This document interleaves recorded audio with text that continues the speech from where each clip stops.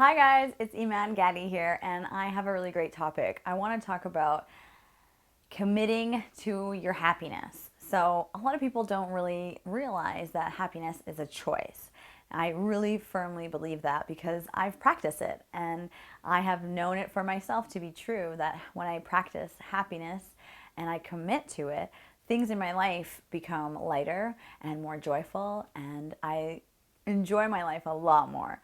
So, what do I mean by committing to your happiness? Well, so many of us out there really want all of the greatest things in life. I truly believe that every human being on this planet really wants most of the same things. We want to be healthy, we want to be happy, we want to be able to do things for our friends and family, make sure our kids have really great lives and take care of them, and we want to make sure that our family are, just in the best places that they can be. So we really want all of the freedom and choice to choose for ourselves what creates a good life. Now, as we grow up in different situations, we can't always be in charge of those things.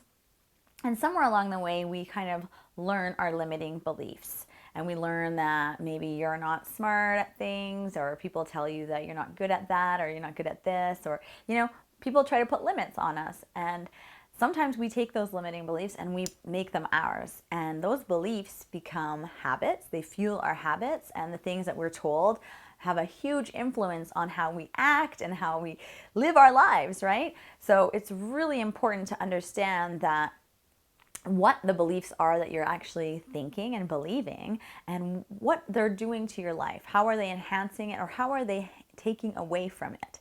Because sometimes we kind of go through the motions of life, and we go to work and we come home, we do dinner, we do the family thing, like whatever the routine becomes, it becomes automatic, almost like a state of hypnosis. Like, have you ever driven your car home and then realized that you weren't paying attention at all, but somehow you did everything right and you just sort of went on autopilot?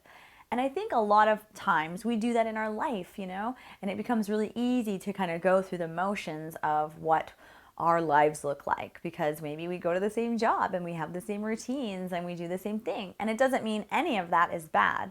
But what I want us to do is really pay attention to when we're believing things that are actually just not true. And when we say that we want a fruitful, happy life, that we're actually making a commitment to it. So today I want to tell you that you can make that commitment right now, and you can choose again, and you can really throw yourself in the path of happiness. And so how can we do that? Well, making a commitment means being conscious of it, first of all, right? So you commit to happiness. You can even say it every day. That could be a mantra. I commit to my happiness. And write it down, put it on a sticky note, put it on your mirror, put it in your car on the visor, and look at it every morning before you get to work, right? Before you drive. And just make it a conscious thing in your life. Now, committing to your happiness will look different for you than it might look for me, but there are some things that we can all kind of stay on the same path with.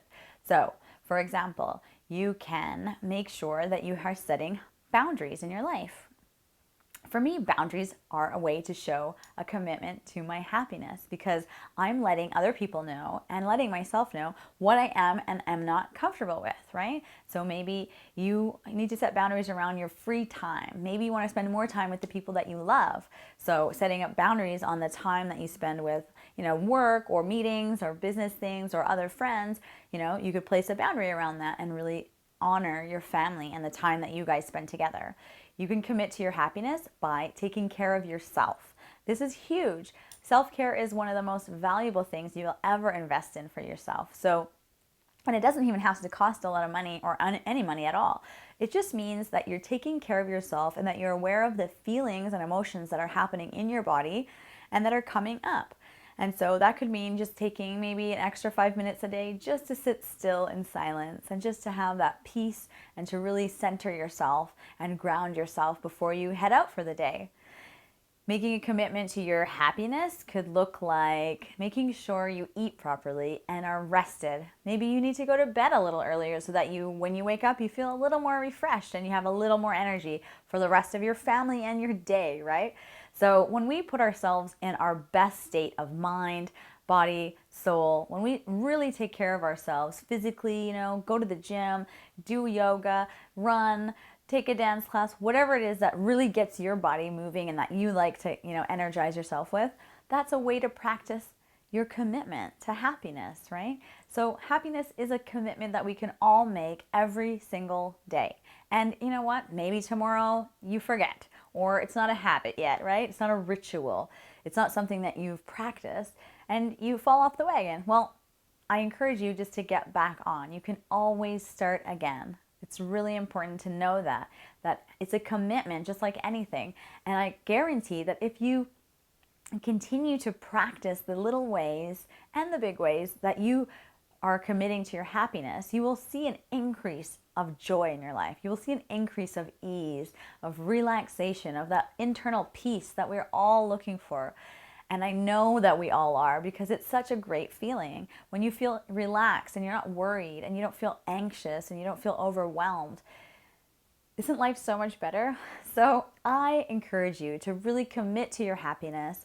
Do what it takes in your life. What does it look like to you? Because again, it's going to look different for you than for your friends or your family. And there's no wrong way to commit to your happiness. As long as you're putting your best intentions forward, then you shouldn't go wrong. So I hope this message has served you, and I really hope that you'll take a look at your life and think of ways that you can commit to your happiness starting today and increase the joy and freedom and abundance and ease into your life that you are so deserving of. I hope this has helped you, and I look forward to all of the ways that you can commit to your happiness and increase your level of joy. Have a great day. Mwah.